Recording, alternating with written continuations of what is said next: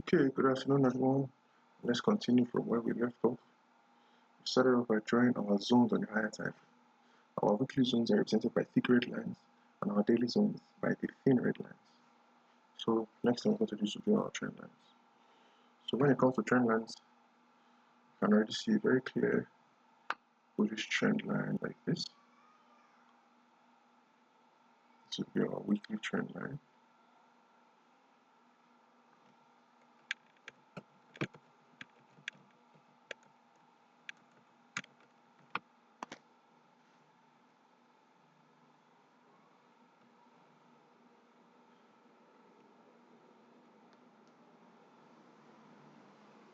We also have another trend line like this. Although how valid it is to draw this considering remains to be said.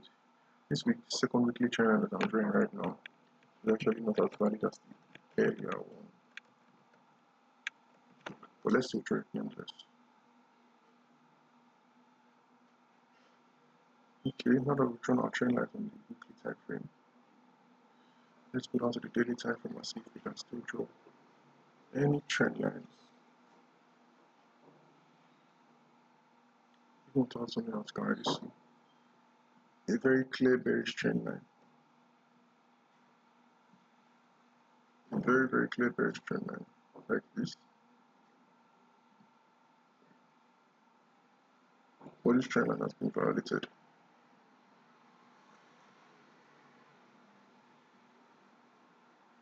You can draw another trend line like this. So let's delete this one. Then this will be our daily trend line.